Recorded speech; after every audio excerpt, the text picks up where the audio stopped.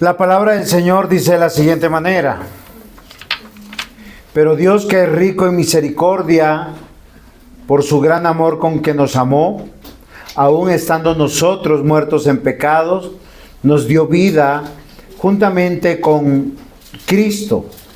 Por gracia sois salvos, y juntamente Él nos resucitó. Asimismo nos hizo sentar en lugares celestiales con Cristo Jesús, para mostrar en los siglos venideros las abundantes riquezas de su gracia en su bondad para con nosotros en Cristo Jesús. A lo largo de los años, la Iglesia ha transformado sus cultos. Ya no tenemos como centralidad la predicación de la palabra de Dios en la gran mayoría de las iglesias. Ya no se predican 3 y 4 horas, porque la gran mayoría de las personas han llegado a un concepto filosófico. Después de los 30 minutos nos quedamos dormidos, por lo tanto el cerebro ya no funciona, ya no aprendemos. Lamentable, porque hoy en día tenemos una perspectiva muy antropocéntrica, donde el hombre es el centro. Y el hombre, para que esté despierto, hay que despertarlos. Hay que llamar la atención. Hay que ponerle ciertos sonidos. Hay que subir, bajar la voz. Y yo les voy a decir que no es verdad. Les voy a decir que no es verdad porque lo que estamos haciendo durante 4 prédicas, esta es la tercera de esas 4, es hablar del Evangelio de nuestro Señor Jesucristo. Y solo el amor de Dios puede sanar tu mente, tu corazón. Solo el amor de Dios puede despertar tu espíritu. Solo el amor de Dios te puede dar vida, aun cuando tú estabas muerto en tus delitos y pecados. De eso se trató Juan capítulo 3, versículo 16. Amó Dios. ¿Ustedes se acuerdan de qué manera amó Dios? De tal manera, incomparable. No hay un hombre que haya amado a otro ser humano como Dios amó a la humanidad. Un amor incondicional, sacrificial y eterno. Incondicional porque no nos pide nada. Es tan paradójico que a pesar de nuestras vidas rebeldes, obstinadas y compitiendo con Dios, porque Dios dice una cosa y nosotros queremos hacer otra. Dios le dice a la mujer: sujétate a tu marido. Le dice: pero él no es tan bueno en tal área, entonces yo me sujeto en todo menos en esta área. Eso me parece curioso. La Biblia, ¿qué dice? ¿Cómo ordena? Mujeres, sujetaos a sus propios maridos. De hecho, para la mujer le es más fácil sujetarse a un jefe en el trabajo que a su marido. ¿Por qué será? A no ser que el marido sea su jefe, ahí sí está o en problemas o tiene algún favor, ya ha ganado. Pero cuando Dios le dice a los hombres: amad a vuestras mujeres así como Cristo amó a la iglesia, ¿uno qué dice? Uno halla sus justificaciones. Por ahí escuché, después de los 20 años, eslogan abajo dice: durmiendo con el enemigo. Pero son pensamientos del mundo, no es de Dios. El llamado para los matrimonios, sea que tú tengas un día de casado, 20 años, 30 años, 40 años, es: ama a tu mujer como Cristo amó a la iglesia. ¿Y saben cómo Cristo amó a la iglesia? Dejándose de deseamarse a Él mismo y viniendo a morir por ella. Cosa que nosotros a veces no estamos dispuestos a hacer. La segunda prédica fue Juan 14, versículo 6. Jesús dijo: yo soy el camino, la verdad y la vida. Nadie viene al Padre sino por mí. O sea, Dios nos ama y nos deja el camino. ¿Sabe por qué nos deja el camino? Para que usted no se equivoque. Para que usted no diga: oiga, yo tengo una mejor idea. Me voy a congregar una vez al mes porque realmente, pastor, no puedo. Eso es antieconómico. Muchos piensan así. Otros dicen: es que yo madrugo todos los días. ¿Cómo se le ocurre que el domingo va a madrugar por Dios? Dios dejó un camino. Y cuando habla del camino, habla de la vida, de andar, de transitar. Usted, si quiere llegar a un lugar, se tiene que levantar, cambiar, alistarse, partir. Y no importa lo que encuentre en el camino, tiene que llegar.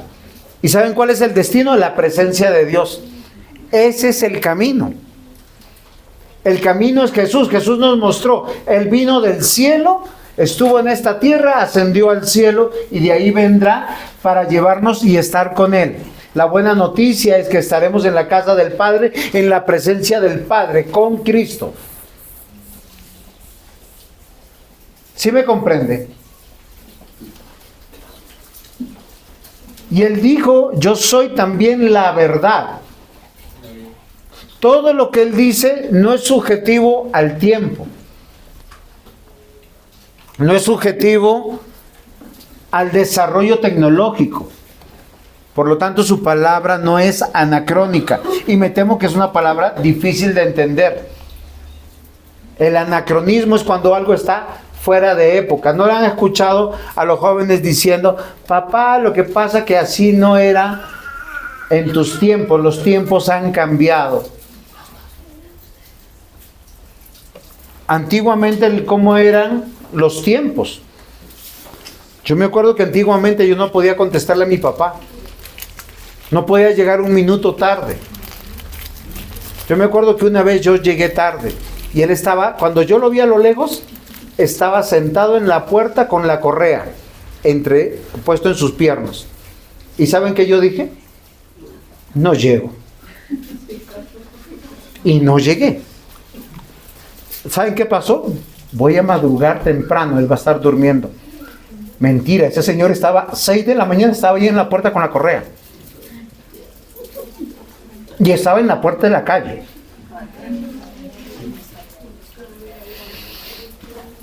Me gané la disciplina. Nunca esquivé la disciplina de mi padre.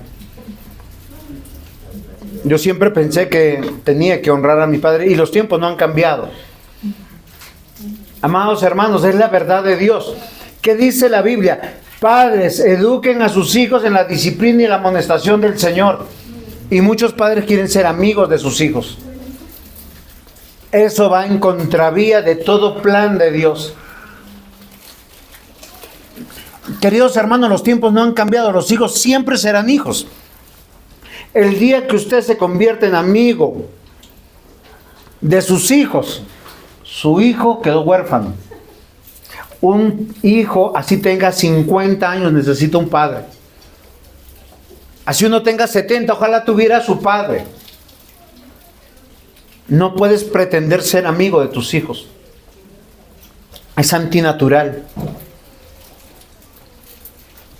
Porque nosotros hemos cruzado ya una época que ellos no han cruzado. Por eso los pastores somos como padres para la iglesia. Nosotros ya hemos cruzado caminos que ustedes no han cruzado. Entonces Jesús dijo: yo soy el camino, la verdad y la vida. Es que la vida no es religiosa, mis hermanos. Lo que ustedes hoy aprenden aquí es para salir al mundo a vivir todos los días de su vida. Por eso la iglesia no está diseñada para una experiencia emocional. Usted no vino para ¿sí? Ni aleluya. Bueno, puedes decir aleluya, pero no es una experiencia emocional. Es una experiencia racional. Y yo quiero despertar tu cerebro con esto. Porque, mis amados hermanos, Dios usa su palabra para mantenernos en disciplina.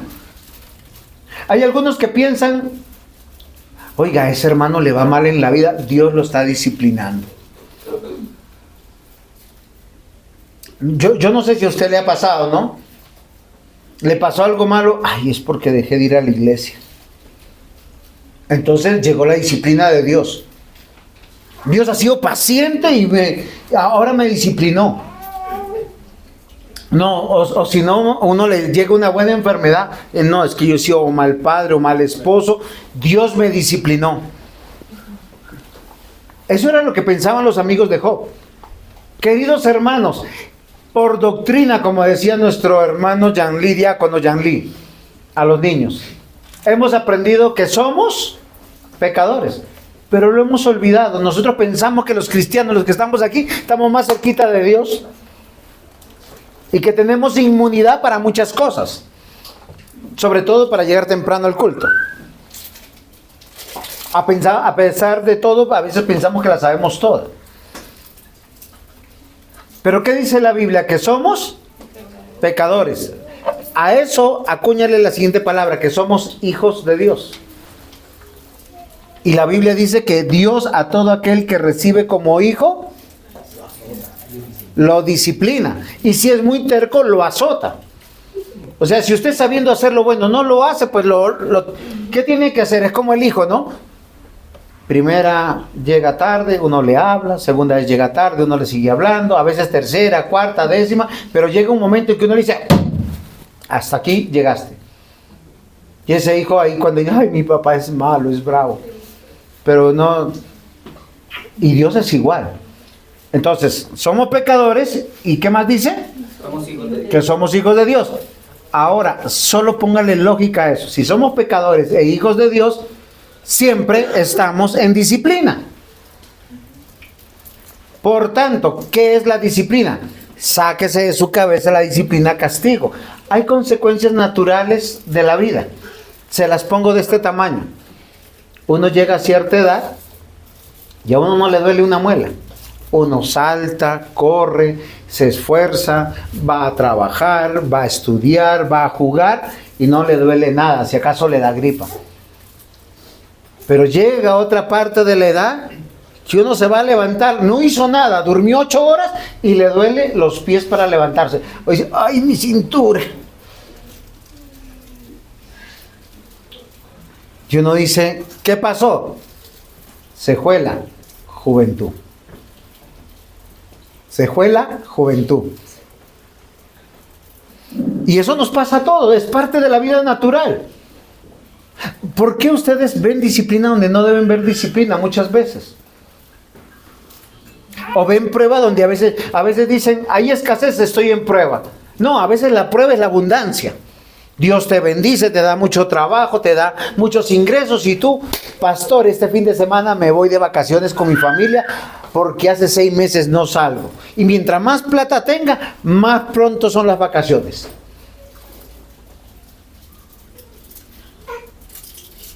El concepto de vacaciones en la Biblia no existe.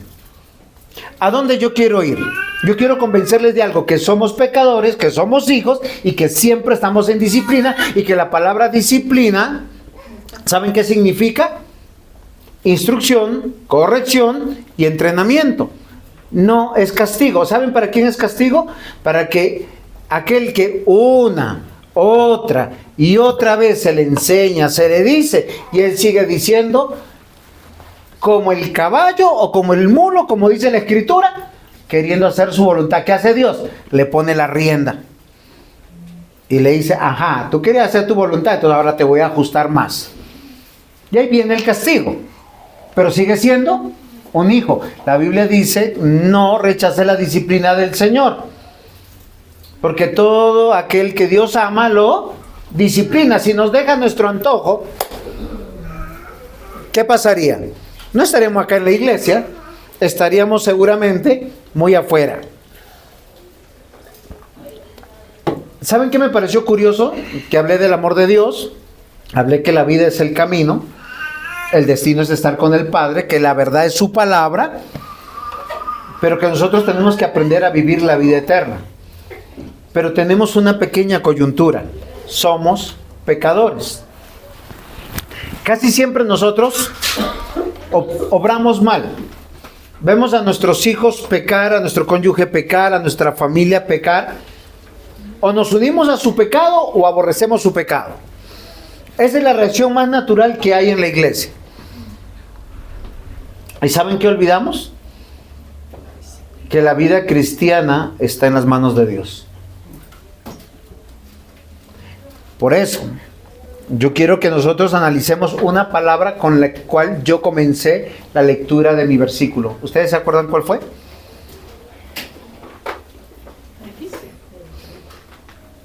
La primera palabra con la que comencé el versículo que voy a explicar, de los 3 versículos. Pero, casi siempre cuando uno escucha el pero, voy a hacerles un ejemplo, ¿no? Usted es un buen trabajador, pero la situación no está buena, o se va de la empresa, o las condiciones han cambiado. Esos peros no le gustan, ¿sí? Papá, ¿puedo salir? ¿Y a dónde vas? Ah, no, voy a ir a jugar. Sí, está bien, hijo, puedes, yo entiendo, pero cuando escucha el pero, ¿qué hace el hijo? Dice, ya no me dieron permiso. Porque uno reacciona de una manera negativa. La palabra pero es una conjunción, ¿sí? Esa es la labor. ¿Qué es una conjunción? Es una palabra que une una idea para hacernos replantear lo que se va a decir, que a veces es una consecuencia favorable o desfavorable dependiendo del desarrollo del texto. Pero yo les voy a decir algo de lo que se encuentra siempre acá en la Escritura. Frente a todas las malas noticias que nosotros tenemos, los peros de Dios son excelentemente extraordinarios y buenos. Son para mí una de las cosas más maravillosas que pueden hacer, porque el hombre sabe que es incapaz, pero Dios es capaz. Siempre nos pasa eso. Y lamentablemente siempre nosotros estamos viviendo la vida cristiana esforzándonos en hacer nuestra voluntad, y cuando ya no podemos, encontramos el pero de Dios. Y nosotros nos damos cuenta. Hagan un resumen de su vida. Ustedes han querido, mire, casi siempre nosotros queremos ser felices, pero no somos felices con lo que tenemos. Queremos ser felices ¿con qué? Con lo que nos gusta a nosotros. ¿Sí se han dado cuenta? ¿Cuántos han deseado que sus hijos sean diferentes? Uno dice que los ama, pero uno desea. ¿Cuántos han deseado que su cónyuge sea diferente? ¿Cuántos han deseado que su economía sea diferente? O su instrucción sea diferente. Porque nosotros no estamos contentos con lo que Dios nos ha dado. ¿Por qué eres lo que eres? Porque Dios te dio habilidades, talentos. Y tú dices, pero si yo hubiese tenido la oportunidad, hubiese sido médico, abogado, astronauta. Otros quisieran ser fuerzas, ¿cómo es? Delta, ya, Ranger, qué sé yo. Es que no tuve la oportunidad. ¿Por qué piensas de esa manera? Porque no estás contento con lo que Dios te ha dado. Porque nosotros no pensamos de manera bíblica. La vida la vivimos queriendo buscar nuestros deleites, nuestros placeres. ¿Saben cómo se resume eso? En lujuria. A lo que le apliques eso es lujuria. Si no estás contento con el dinero que Dios te da y estás sacrificando tu vida por dinero, eso es lujuria por el dinero. Si es por el sexo, por el amor, por el placer, por el viajar, por el conocer, por el estudio, también sigue siendo lujuria. Y la lujuria sí es pecaminosa.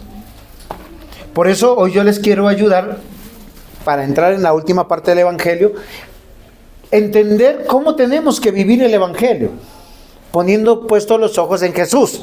Ese es el resumen. ¿Amén? Ahora, ¿entendieron? No es el título todavía. Que yo les digo, ¿cómo vivir el Evangelio? Puesto los ojos en Jesús. Y cada quien puede sacar una idea loca de eso. Yo me acuerdo que yo conocí un par de abuelitas de las de antes, que era puesto los ojos en Jesús, se levantaban a hacer el rosario. Cada mañana.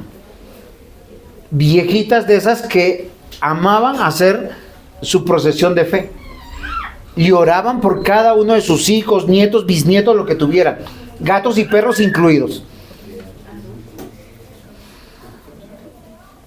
Otro pensará que puesto los ojos en Jesús será leer la Biblia todos los días.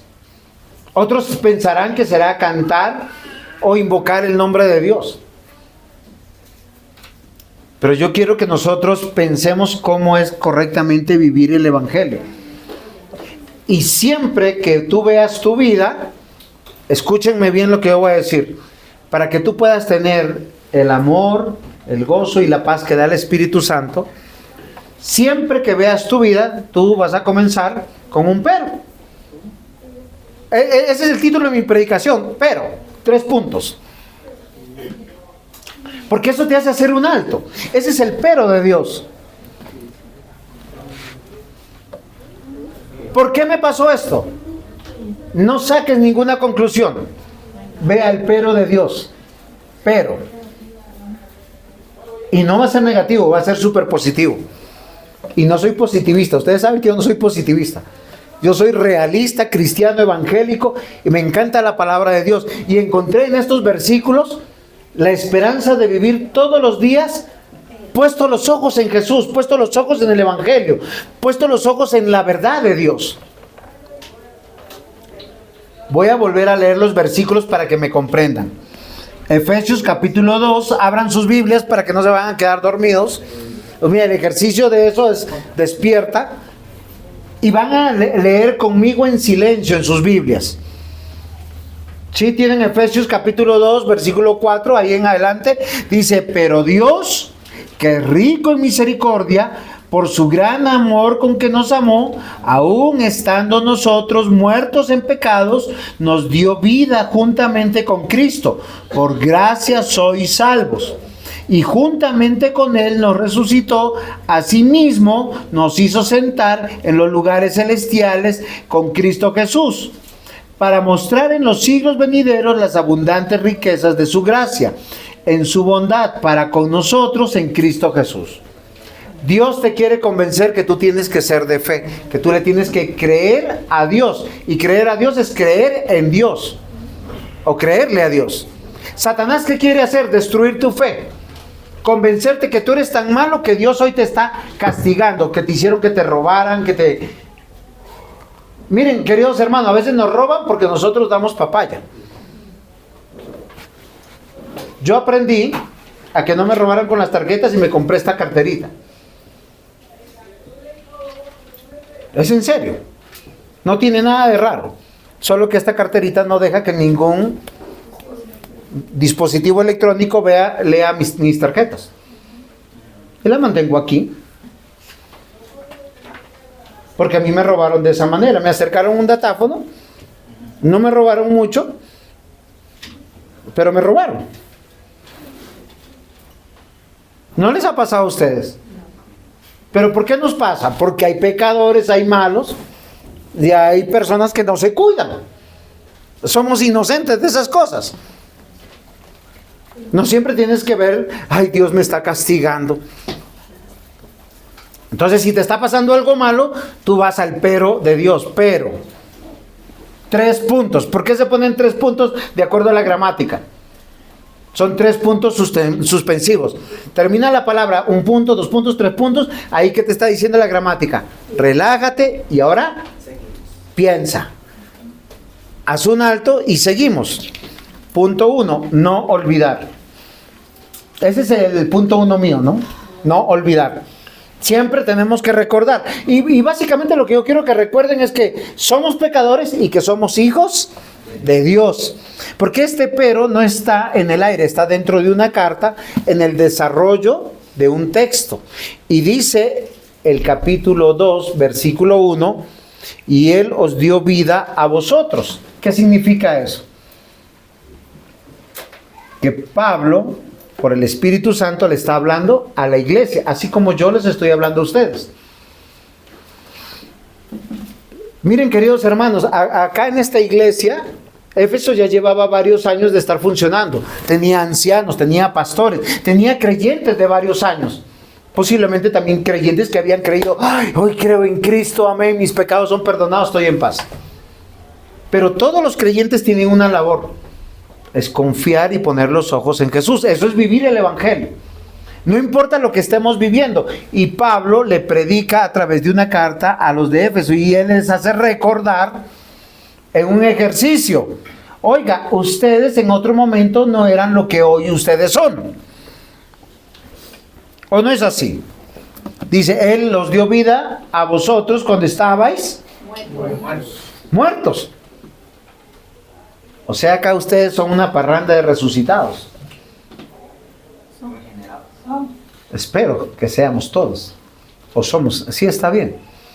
Pero es que estamos pensando en lo que Pablo está haciendo. Y estamos leyendo, dice, Él os dio vida cuando estabais muertos. Ahora, pero estos muertos estaban más vivos que coleando. Es algo curioso, porque dice muertos en vuestros delitos y pecados. O sea, ¿qué es lo que normalmente hace una persona que no es cristiana? No vive para Dios, sino vive para sí mismo. Quiere que su economía surja, no para invertir en el reino de Dios, ni para dar gloria a Dios. Y darle gloria a Dios es tener una familia acogida en todas las bendiciones de Dios, su familia, su hogar, como su iglesia, y como su labor dentro de una sociedad, porque todos somos puestos dentro de alguna sociedad. Sino Él vive para sí mismo, para su gloria. Y hay muchos que miren, ayer me encontré con una vecina. Ella tiene 3 hijos, sus 3 hijos son médicos. Ninguno de ellos trabaja acá en Colombia, todos trabajan en Europa.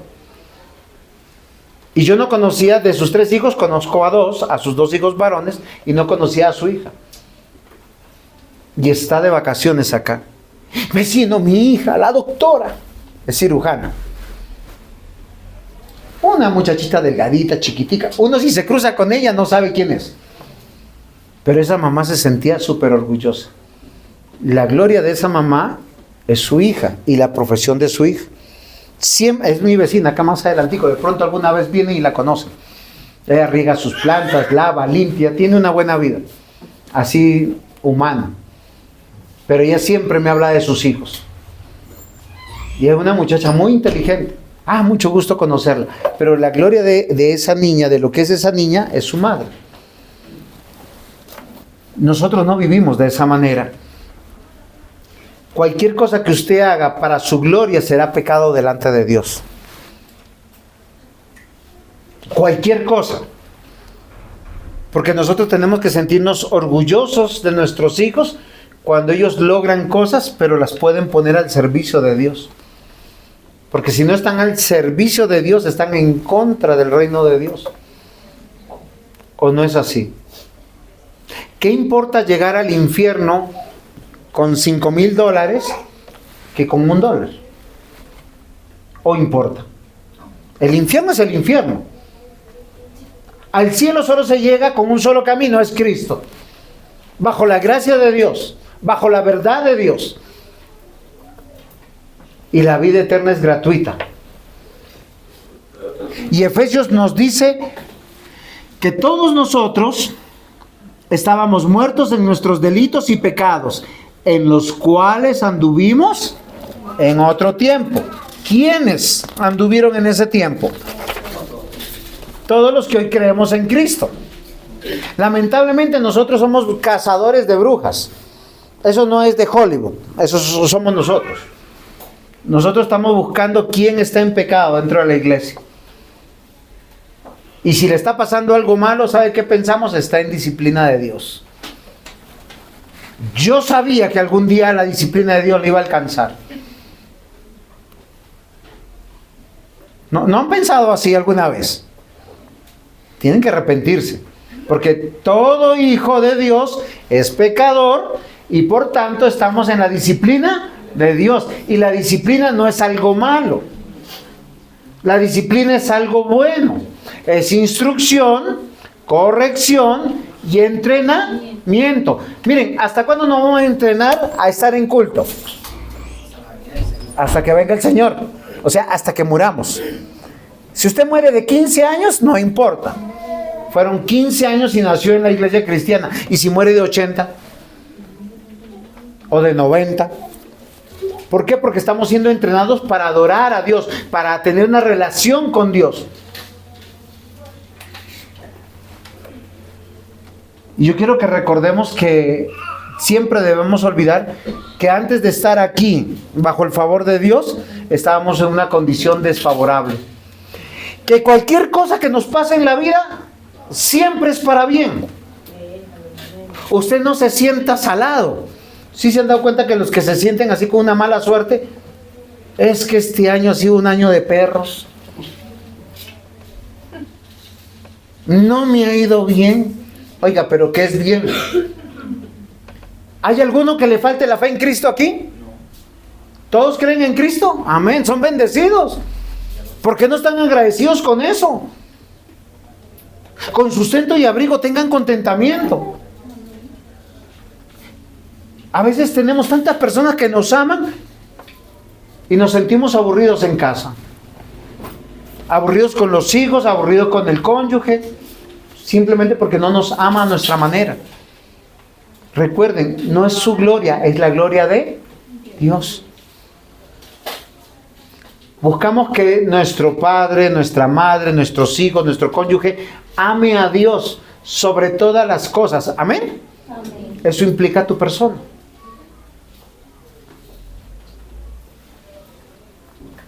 Estábamos muertos en delitos y pecados porque buscábamos nuestra gloria. Ese pero que nos pone Dios en su palabra es para hacer un alto.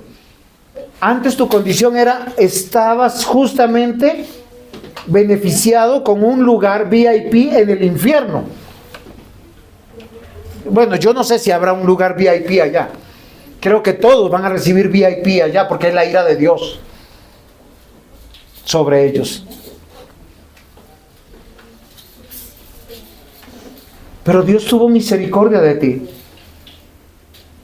¿Por qué vivimos el Evangelio quejándonos tanto?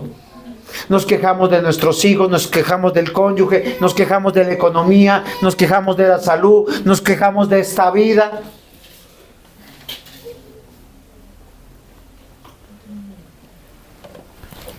Los que no han nacido de nuevo son los que viven muertos en sus delitos de pecado.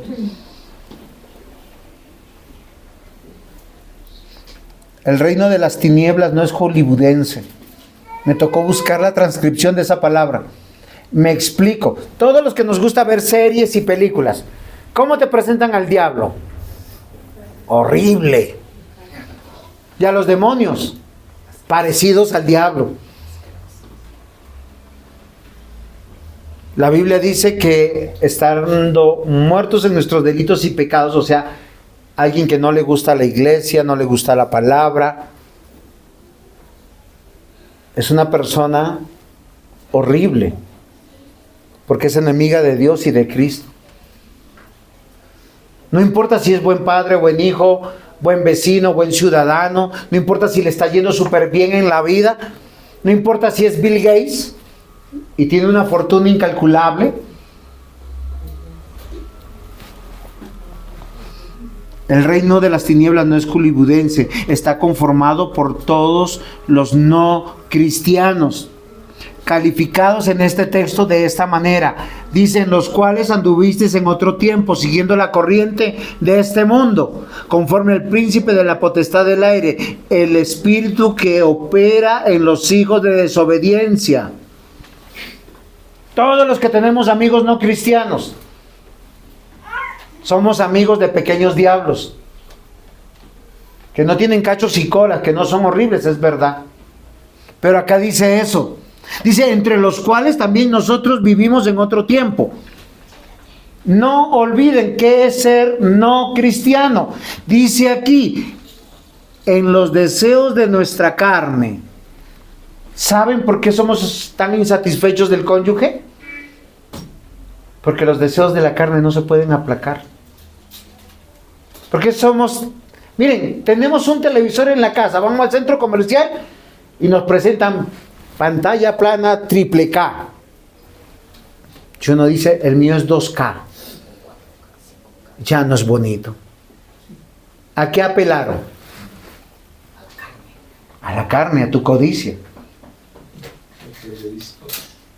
No, apelaron a tu carne, al deseo de tu carne. Yo quiero tenerlo. De hecho, ya estás pensando a quién se lo vas a regalar, a quién se lo vas a vender, sencillamente porque te hicieron codiciar. ¿Se han dado cuenta que todas las mujeres en la televisión cómo son? Deseables a la carne. ¿Y cómo son los hombres en la televisión? Deseables a la carne. Queridos hermanos, cuando pecamos es nuestra falta de contentamiento para con lo que Dios nos ha bendecido. Lo único que requerimos para ser hijos de Dios es una sola cosa, que es Julietica. ¿Qué necesitas para ser cristiana? Amén. Tener fe. Y si tienes fe, eres coheredero con el heredero del dueño de todas las cosas. Señor, si tú me quieres bendecir con otra casa, amén. Si no, amén. Señor, si tú me quieres sanar de mis males y mi enfermedad, amén. Si no, oiga, uno llega viejito y no llega gratis. ¿O no, anciano? Antes montábamos, saltábamos, corríamos.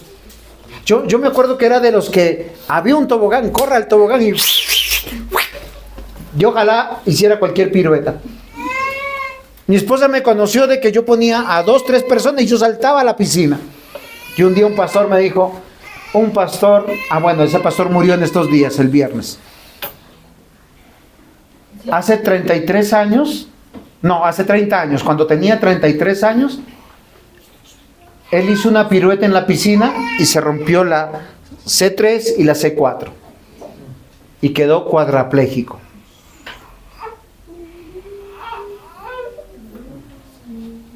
Ahí es en serio, yo dije,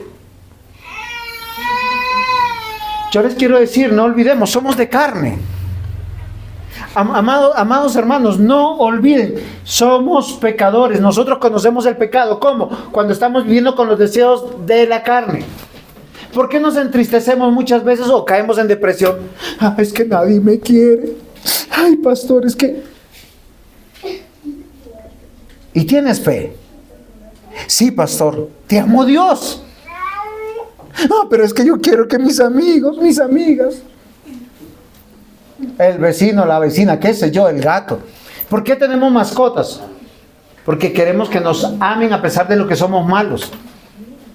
Mira, el pobre gatico lo secuestramos, los castramos, los dejamos sin familia y le decimos, yo soy tu familia.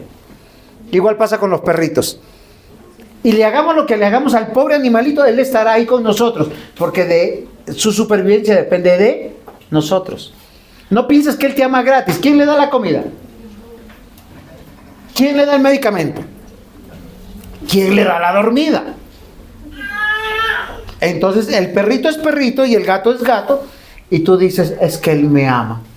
¿Por qué no amamos a los seres humanos así? No, porque ellos traicionan, son desleales, son malos. No olvidemos, queridos hermanos, somos pecadores, conocemos el pecado. ¿Cuándo es el pecado? Cuando estamos pensando en mis deseos, y todo lo que tiene que ver con mis deseos, con mi carne, casi siempre se convierte en algo lujurioso. Yo he tenido que pensar eso últimamente. A veces dicen, ay, pasó 20 años de matrimonio, ya no se besan como antes. Y me hace falta, sí. Pero hay otras expresiones de amor. Pero ¿por qué uno está pensando en eso y el mundo te hace pensar en eso? Porque está pensando en la lujuria del deseo y no en el amor como Dios dice. Amados hermanos, acá es claro, dice, entre los cuales también todos nosotros vivimos en otro tiempo, en los deseos de nuestra carne, haciendo la voluntad de nuestra carne y de los pensamientos, y éramos por naturaleza hijos de ira, lo mismo que los demás. Cuando usted justifica cualquier cosa por el yo deseo, yo quiero, si tú me amas, me llevas a comer, si tú me llevas a pasear, si tú me amas, me compras, ¿qué son? Deseos. ¿Cuál es la mejor demostración de amor, de acuerdo a las Escrituras? Que te ame la otra persona tal como tú eres, sin quererte cambiar. Dice, el amor todo lo sufre. No, todo lo puede, no. Todo lo sufre. Cuando tú le dices a alguien, yo te amo, es que yo te soporto en todo, no me voy a quejar de nada. Ese es ser cristiano. Eso es poner los ojos en Cristo.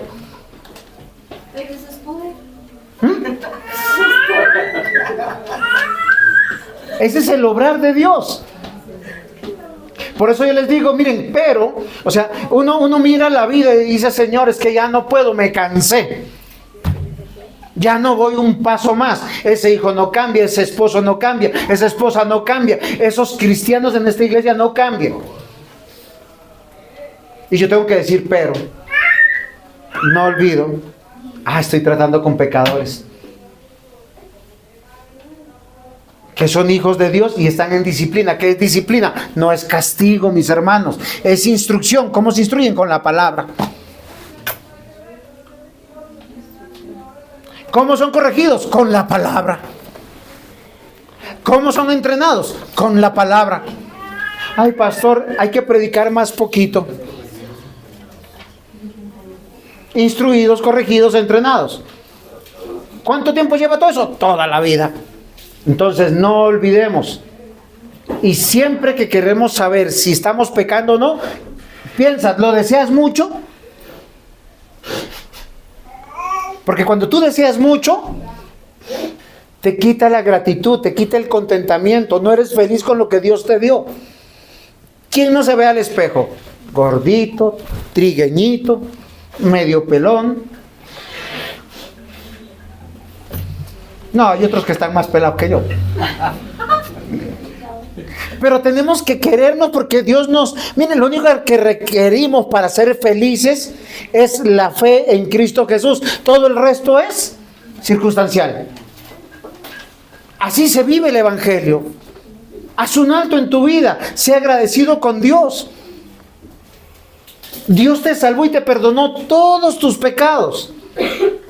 Pero pastor, esto que me está haciendo mi primo, mi amigo, mi hermano, mi cónyuge, mi papá, mi mamá, no se lo voy a perdonar. Hasta aquí llegué yo.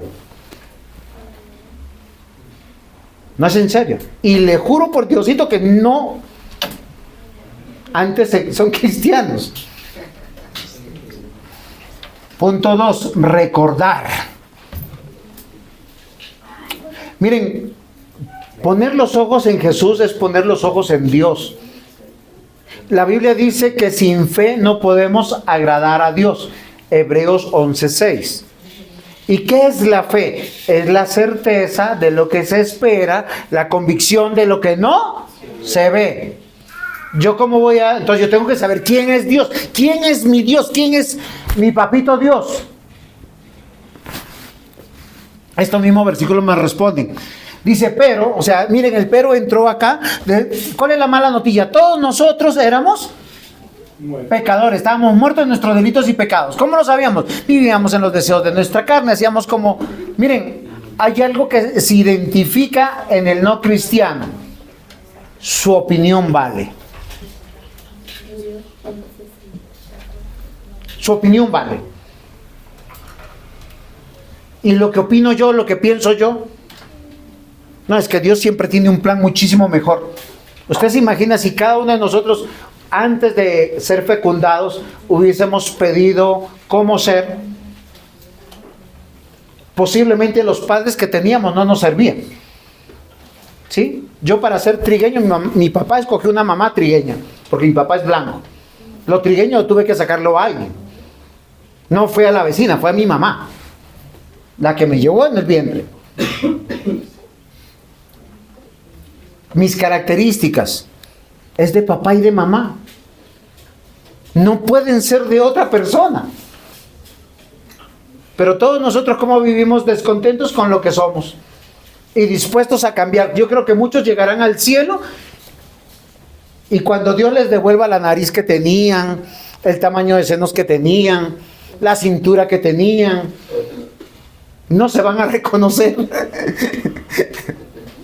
Pero Dios los salvó. Dios los salvó. Entonces el punto 2 es recordar. Pero recordar ¿qué, mis amados hermanos? ¿Quién es Dios? ¿Y por qué tenemos esperanza, mis hermanos? Miren, el pecado en nosotros, en el matrimonio, en el hogar, en la iglesia, siempre va a causar daño, siempre va a lastimar. Pero yo quiero que recuerden algo que dice acá las Escrituras: pero Dios, que es rico en misericordia. ¿Saben qué dicen los salmos? Que las misericordias de Dios son nuevas cada mañana. Y si usted quiere ir conmigo a Éxodo, por eso, Andrea, mis hojitas estaban poquitas, todas las citas las tengo acá. Éxodo 34, versículos 6 y 7, dice de la siguiente manera: y pasando Jehová por delante de él, proclamó Jehová fuerte, misericordioso y piadoso, tardo para la ira y grande en misericordia y verdad, que guarda misericordia a millares, que perdona la iniquidad, la rebelión y el pecado, y que de ningún modo tendrá por inocente al malvado, que visita la iniquidad de los padres sobre los hijos y sobre los hijos de los hijos, hasta la tercera y cuarta generación. Yo les voy a decir algo con lo que luchamos acá en la iglesia y en nuestros hogares. Siempre sufrimos con el pecado del otro y no con nuestros pecados. Sí me escucharon. Siempre sufrimos con el pecado del otro y no con nuestros pecados. Yo puedo ser irresponsable, puedo ser mala paga, puedo ser desleal, puedo ser deshonesto, puedo ser egoísta, puedo ser ambicioso, codicioso, y yo no me doy ni cuenta. ¿Hasta cuándo? Hasta cuando alguien no me paga. Hasta cuando alguien me tumba. O peor, hasta cuando alguien me deja metido o no llega puntual. Yo puedo ser impuntual toda una vida, pero ¿cuándo me duele? Cuando otro es impuntual. Y ustedes saben que los pecados que más aborrecemos son los con los que más luchamos.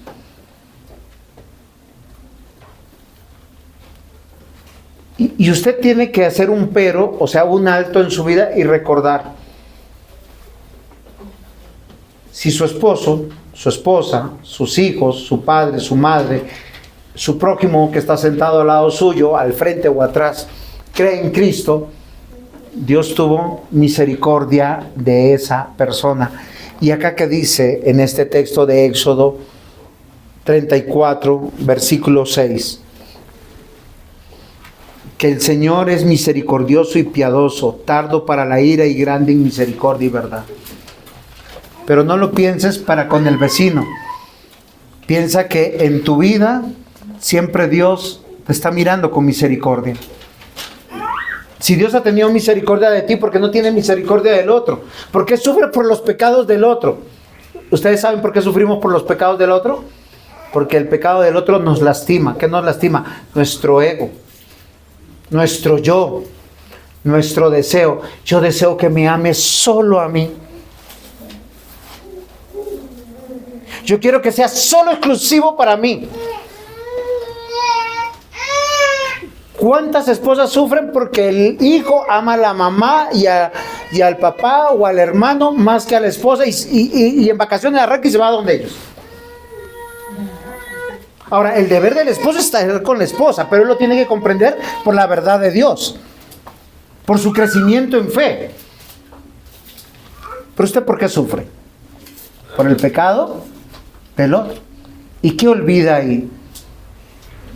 A Dios. No pone que Dios tuvo misericordia de usted, que le ha perdonado todos sus pecados. Y miren, queridos hermanos, acá la Biblia dice: todos estamos muertos en nuestros delitos y pecados, andamos en los deseos de nuestra carne. Pero Dios, que es rico en misericordia, dice, por su gran amor que nos amó, aun cuando estábamos muertos en nuestros pecados, nos dio vida juntamente con Cristo. Póngalo de esta forma. Usted y yo estábamos pecando contra Dios, olvidando su culto, olvidando que existimos para Él. Y tenemos una vida tranquila sin Dios. ¿Y saben qué hacemos? Oiga, y no me ha pasado nada mal. Estamos bien y estamos prosperando. Pero en cuanto Dios ajusta algo, ¡ay, Señor!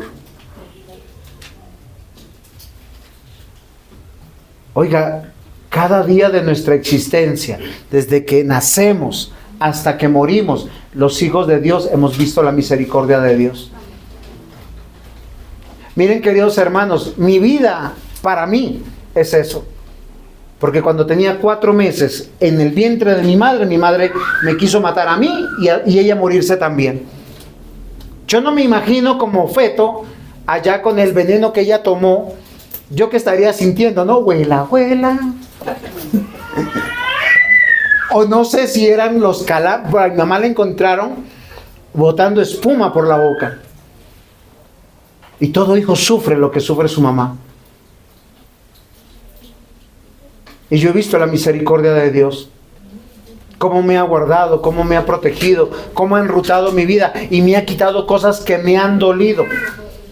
Me quitó mi país, mi familia, personas que yo amaba, el oficio que tanto amaba. Yo amaba cocinar. ¿Saben por qué amaba cocinar? Porque me encanta mandar. Y ser pastor es totalmente diferente, es servir y no mandar. Estar a la orden de los demás, que sea como tú quieras, cuando tú quieras, en donde tú quieras, porque como eres el pastor.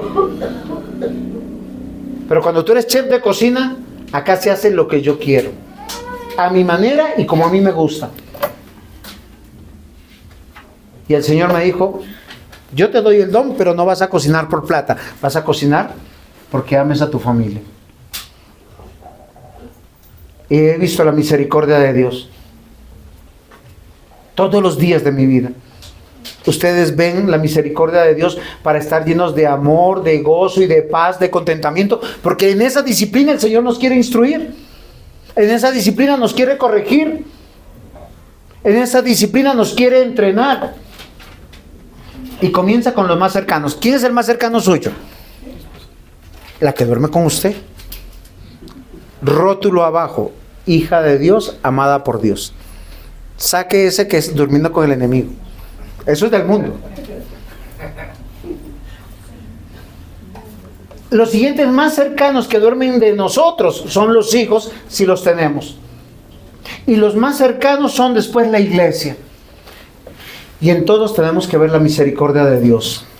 Yo quiero que hoy hagan un pero. Y recuerden como dice acá, pero Dios, que es rico en misericordia, por su gran amor con que nos amó. ¿Eso es plural o singular? Plural. O sea, me amó a mí y los amó a ustedes. Si tuvo misericordia de mí, tuvo misericordia de ustedes. Y si Él tuvo misericordia de ustedes y tuvo misericordia de mí, ¿yo qué debo tener con ustedes? Misericordia. Amén. Eso es poner los ojos en Cristo. Si tu esposo, tus hijos, tu pariente te falla, no vayas con la ley. No saques la espada para quitar la cabeza. Obra con el evangelio. Lo siguiente que aquí nos declara es su gran amor. Primera de Juan. Ay, no. ¿Ustedes pueden hacer algo con el reloj y lo paran? Que ya me di cuenta que se fue el tiempo. Primera de Juan, capítulo 4, versículos 7 en adelante. Todos nosotros, cuando amamos con el amor humano, estamos descansando en el deseo. Yo deseo exclusividad, deseo ser solo el centro para ti, y eso no es verdad. Ahora, no estoy hablando ni de poliamor, ni de tener varias esposas, ni nada de eso. Lo que estoy diciendo es que amar a la manera de Dios es bajo la verdad de Dios. Y todos tenemos que entender que Dios nos mandó a amarnos los unos a los otros, pero bajo el diseño de Dios, bajo las prioridades de Dios. Si Dios te da un hijo y tú eres mujer y eres la madre, ¿qué quiere decir? Durante 2 años renuncias al mundo.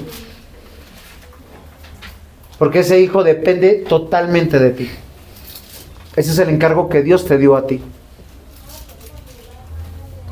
Pero es que hoy en día las mujeres están empoderadas. Sí, todas esas no quieren tener hijos, tienen perros y gatos. Si los tienen. ¿Y saben todavía qué se atreven a decir? Son mis hijos. El otro día estuvimos en un centro comercial y entró una señora con una carriola. Sí, con un carrito. ¡Ay, mi bebé! ¡Saca ahí! ¡No! Otras andan con canguros y con tete.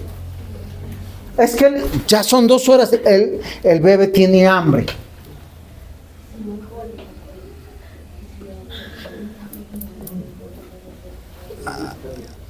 Juan capítulo 4, versículo 7.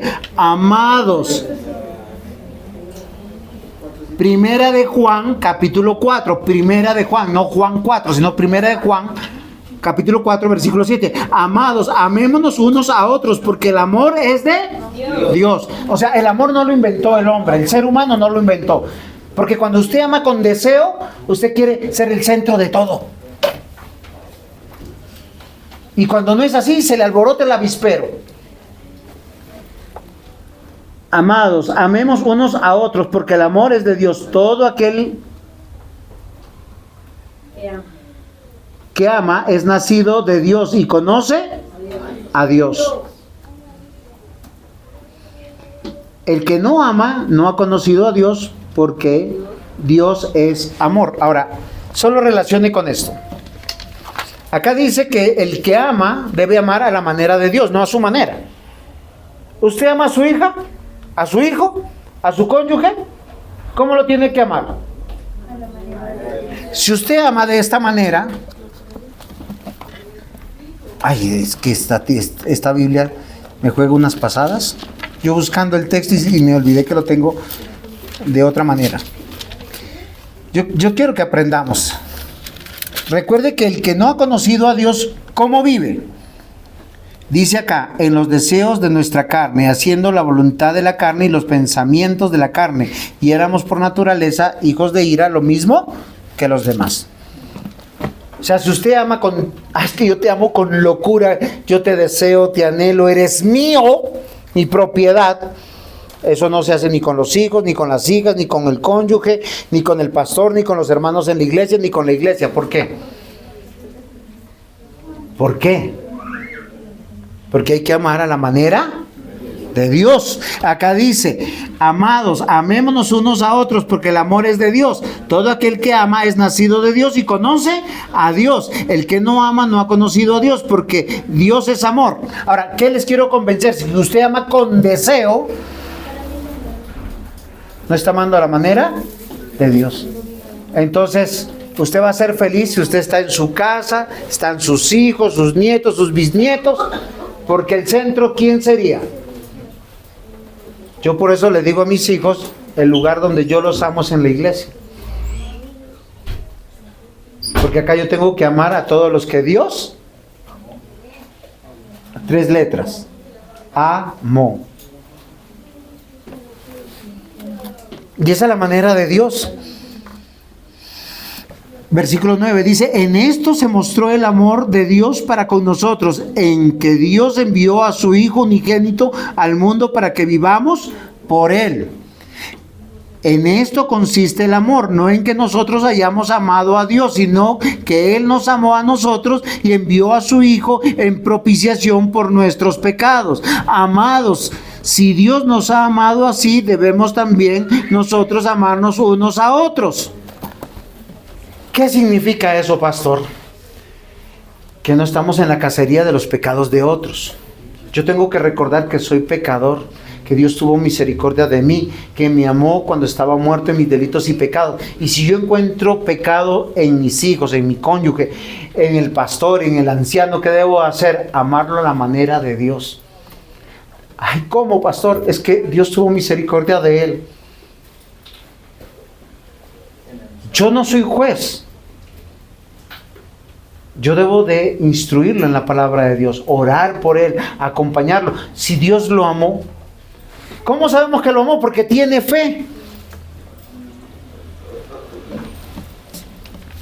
Y todo aquel que tiene fe, acá dice en este texto, que tiene una nueva vida. Miren, pero Dios, que es rico en misericordia, por su gran amor que nos amó, aún estando muertos en pecados, nos dio vida juntamente con Cristo.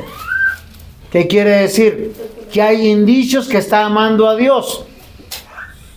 Todos nosotros luchamos con pecados, unos más escandalosos que otros. Otros son tan buenos para esconder su pecado que uno no los nota, piensa que son santos y van directo al cielo. Es en serio.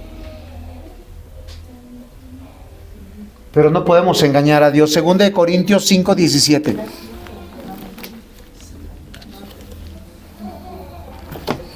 ¿Ustedes saben que 2 Corintios está después de 1 Corintios?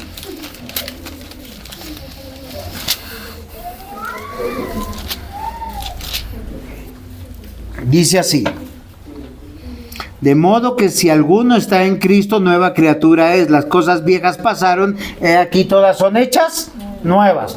Solo les pregunto, y pregúntate pensando en tu vida, ¿tú has cambiado totalmente? ¿Estás listo para irte con el Señor hoy? No. Entonces, ¿por qué pretendes que tu compañero, tu hijo, tu padre, tu madre, tu vecino, tu prójimo, sí?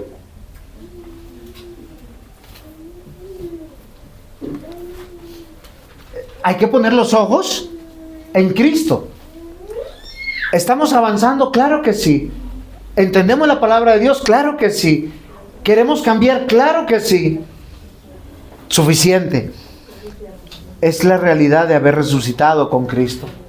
Miren, cuando Pablo, escribiendo a Éfeso, les dice de esta manera tan clara y evidente: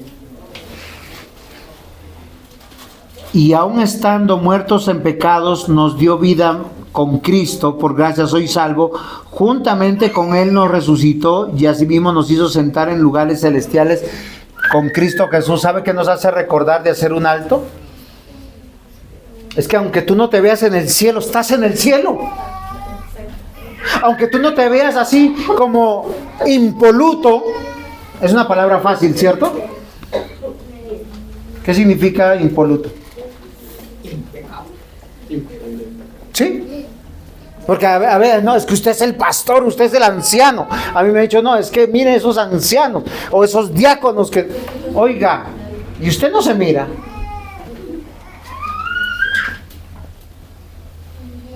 Queridos hermanos, hay que recordar la misericordia de Dios, el amor de Dios, que hemos nacido de nuevo, la realidad de resucitar con Cristo, que estaremos con Él, no por obra, sino por gracia. Y todo aquel que está viviendo por gracia, Dios está obrando en su vida para ser diferente, no religioso, sino viviendo día con día.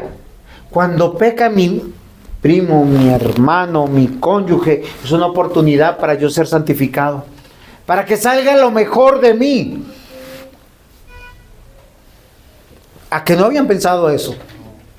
Porque a veces cuando yo encuentro pecando al otro, sale lo peor de mí y uno dice, ¿ves? Es que usted me hace poner así.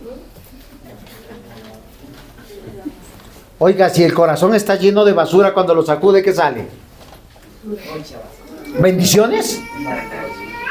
Es cuando yo tengo que decir, Señor, ten misericordia de mí. No pensaba. Uno dice amar tanto a alguien y uno quiere destruir a veces a esa persona. A veces le pone los ojos así chinitos de la rabia hasta que se le estalla la cabeza, pero solo porque no lo quiere ver. Y uno que dice, es que yo creo en Cristo, pero es que el pecado me hace airar. ¿O es tu pecado? Recordemos, mis amados hermanos, que todo lo que está pasando en la vida del cristiano tiene un solo propósito: la gloria de Dios. Acá lo dice, para mostrar en los siglos venideros las abundantes riquezas de su gracia, de su bondad para con nosotros en Cristo Jesús. O sea, Dios no está preocupado de que tú tengas una vida placentera, sino una vida de fe, para mostrar cuánta gracia ha tenido contigo. Oiga, ¿no se han dado cuenta que unos a otros nos santificamos? ¿Quién es la persona que más te ha defraudado en tu vida? A la que más has amado. ¿Quién es la persona que te hace doler más en tu vida? La que más has amado. Esa persona que la que tú piensas que tu vida, si esa persona no existe, si hoy Dios dice, murió. Ay, no sé, Señor, qué voy a hacer. Pero con la que más has sufrido toda tu vida. Amados hermanos, pero es hacer un alto. Primero, no olvidar que somos pecadores, pero hijos de Dios. Segundo, recordar que Dios es misericordioso, lleno de amor, que nos ha puesto una vida nueva, que hemos resucitado con Cristo, o sea, está garantizado el cielo, y que todo es para la gloria de Dios. Y creo que el tercer punto lo dejaremos para dentro de 2 minutos. Porque es que veo ese reloj y me desespera. Tercer punto, confiar. No olvidar, recordar, confiar. Y queridos hermanos, es que la confianza es algo que tenemos que ser ejercitados. Es parte de la disciplina de Dios. Miren, queridos hermanos, mientras que nosotros no tomemos acciones de vencer nuestros temores, nunca podremos confiar. Porque siempre pensamos que somos incapaces de hacer algo. El cerebro nos ha convencido por miedo que nosotros no podemos confiar.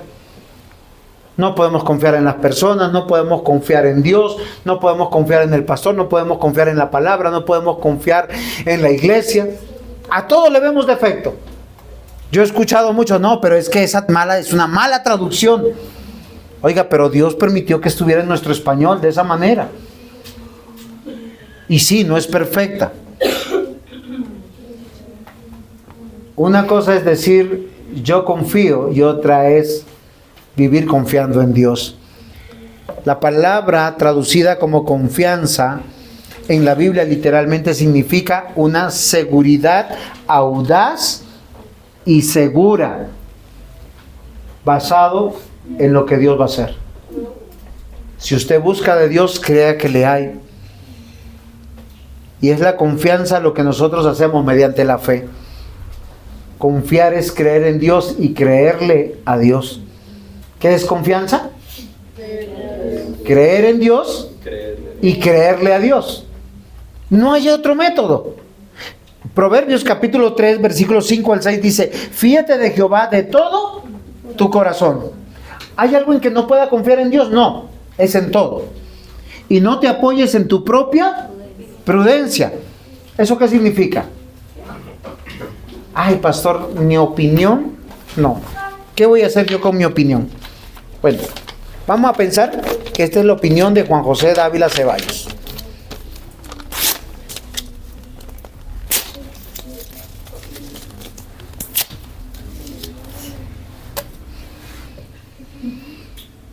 ¿Usted quiere hacer algo correcto? Es Dios dice. Dios ordena. Dios no sugiere. Renuncia a tu opinión. Sé feliz con lo que Dios te da y ordena, y no busques tu placer.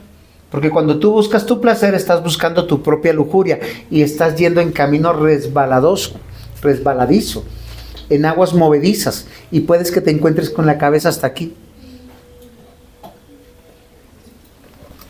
Cuando estás en caminos resbaladosos o resbaladizos, en aguas movedizas, cuando estás navegando en tu propia opinión. Confiar es creer en Dios y creerle a Dios. Y acá Dios dice que por el resto de nuestra vida tenemos que disfrutar de la misericordia de Dios. Y esa menciono. ¿Pero qué significa eso? Mire, solo una persona que está en miserias está buscando la misericordia de Dios. Solo una persona que está enferma está buscando un doctor. Y nuevas son las misericordias de Dios cada mañana. ¿Eso qué quiere decir? Que por el tiempo de vida que tengamos acá tenemos que vivir el Evangelio de la mano de Dios. Sí, queremos agradar a Dios. Y la próxima prédica tendrá que ver con eso. Porque eso no significa que, ay no, es que soy pecador y no puedo cambiar. No, Dios nos hizo libres del pecado y podemos buscar agradar a Dios. Pero eso es la próxima predicación. Hoy yo les pido confiar en Dios. Dios nos llama a confiar en Él, en su salvación, en el plan de vida que Dios tiene para con nosotros. Esa es nuestra esperanza. ¿Qué significa? La esposa que nos dio, los hijos que nos dio, la iglesia que nos dio, los dones que nos dio. ¿Podemos buscar algo mejor?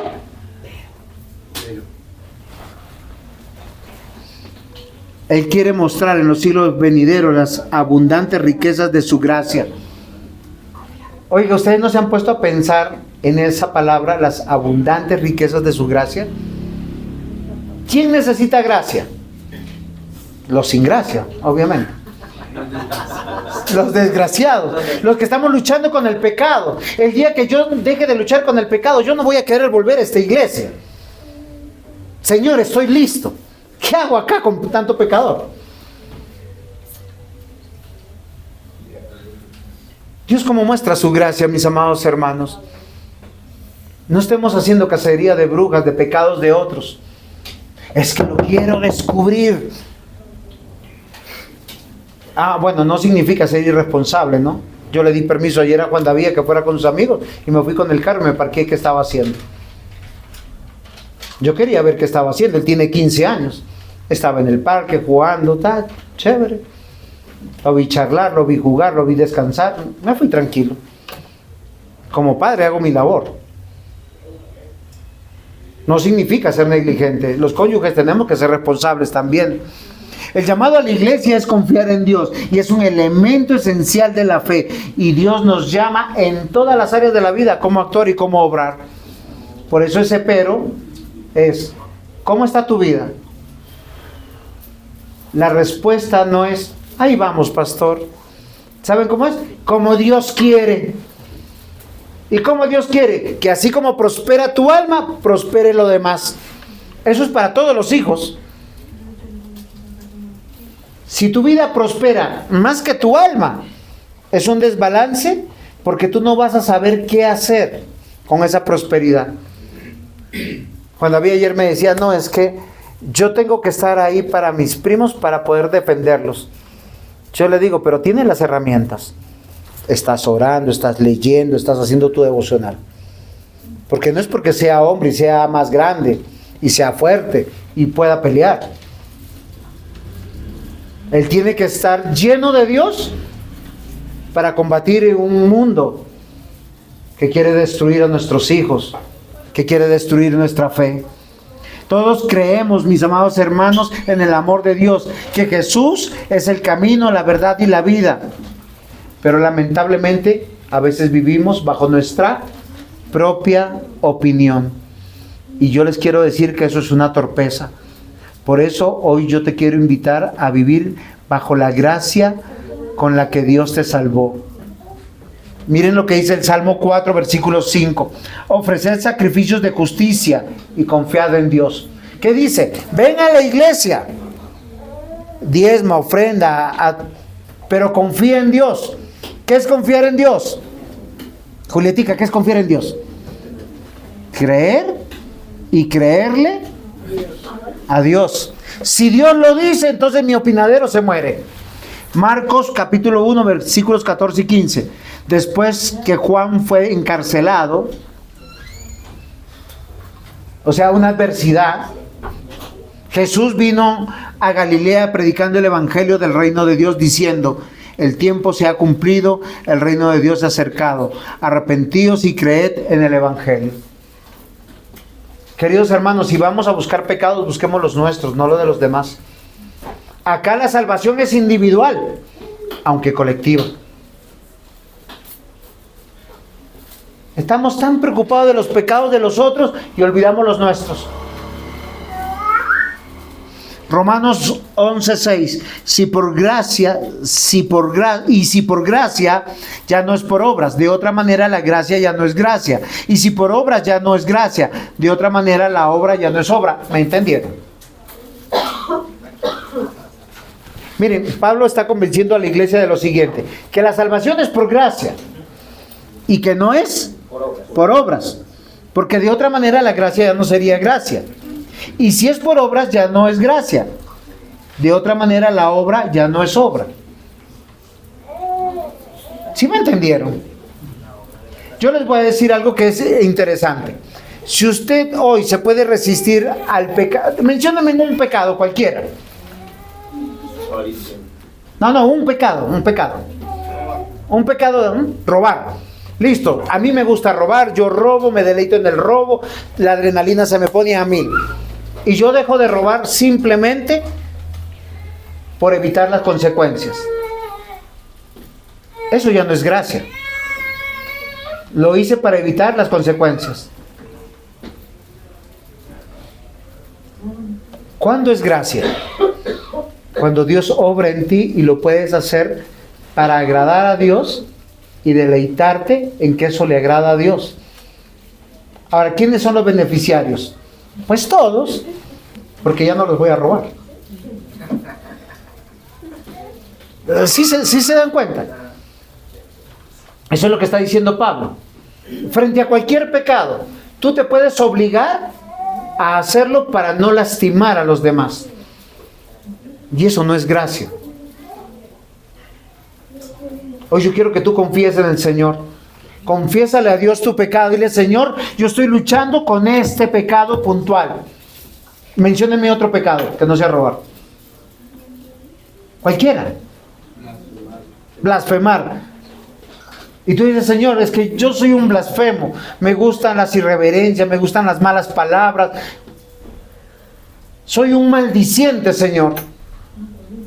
Te lo entrego a ti, límpiame de eso. Dios, cuando obra en tu corazón, te va a convencer a ti de que eso no le agrada a Él. Y cuando tú no lo vas a hacer, tú lo vas a hacer no para aparentar que todo el mundo te vea bien educado y bien diciente, sino porque Dios está ahí presente y tú no quieres ofenderle a Él. Y usted va a encontrar el amor, el gozo y la paz que Dios da. Romanos 4, 6, 7, como también David habla de la bienaventuranza del hombre a quien Dios atribuye justicia sin obras, diciendo, bienaventurados aquellos cuyas iniquidades son perdonadas, cuyos pecados son cubiertos. ¿Saben cómo Dios cubre nuestras iniquidades? Con la obra de Cristo en la cruz. Pero hace algo muy interesante, te atribuye toda su justicia para que tú vivas en justicia, para que tú busques amar su justicia, para que tú busques agradar a Dios, para que te duelas cuando tú estás pecando. Ese pero de Dios es no olvidar que somos pecadores, no olvidar que somos hijos de Dios, por tanto estamos en disciplina. Es recordar quién es nuestro Dios, misericordioso, lleno de amor, con el poder suficiente para hacernos nacer de nuevo del agua y del Espíritu, y que ya tenemos garantizado un lugar con Él en la eternidad. Ahora tú dirás, ay, pero soy la oveja negra de esta iglesia. ¿Quién no ha pensado eso? Que a veces contra el pecado, pues, hoy estoy seguro, pero mañana no sé. Un 24 de diciembre, quién sabe, ¿no? Un 31 de enero, quién sabe. Acá dice en Judas 1, 24, 25, y aquel que es poderoso para guardarlos sin caída y presentarnos sin mancha delante de su gloria con gran alegría. Al único y sabio Dios nuestro Salvador, sea gloria y majestad, imperio y potencia, ahora y por todos los siglos. Amén. ¿Quién comienza la obra? Acá, de acuerdo a este versículo. Dios. ¿Quién la continúa haciendo? Dios. ¿Hasta cuándo la continúa haciendo? Hasta cuando coge a Juan José o a Otoniel o a Luis Albornoz y los lleva hasta la presencia de Él en el día del juicio final y dice, Padre, está limpio, sin arruga y sin pecado. Y usted acá todavía dudando. Amados hermanos, Dios nos ordena por su palabra confiar en Dios. Recordar quién éramos. Estábamos muertos en delitos y pecados, pero por su gracia, bondad, vivimos en el reino de su gloria. Y debemos confiar que Él va a perseverar y perseverará cada día de nuestra vida hasta que nos llame a su presencia. Amén. Amén. Pongamos en pie y vamos a dar gracias a nuestro Dios. Amado Dios, Padre, solo te damos gracias por tu misericordia, por tu bondad, por tu amor, por tu Santo Espíritu que mora en nosotros. Señor, perdona nuestros pecados. Tú eres nuestra única esperanza. Nadie cree en nosotros, solo tú, Señor, un día nos amaste de pura gracia, de manera incondicional, sacrificial, eterna. Hoy, Señor, te rogamos que nos limpies de nuestra maldad, de nuestros pecados, que nos des un espíritu recto para agradarte, para buscarte, Señor. Qué hermoso pero encontramos aquí, Señor. Primero, no olvidar quiénes éramos para no juzgar a los demás. Segundo, Señor, que tú estás con tu amor, con tu misericordia, con tu bondad, con tu poder en medio de nosotros. Ayúdanos, Señor, a confiar. No nos sueltes de la mano en este 2025. No sueltes a cada uno de mis hermanos, a cada uno de los ancianos, de los diáconos, de los miembros de la iglesia y a los que están siendo asistentes, Señor, para que puedan confiar en ti y vivir para ti. Que entreguen su vida a Cristo, que se juren por ti como soldados del Evangelio. En el nombre de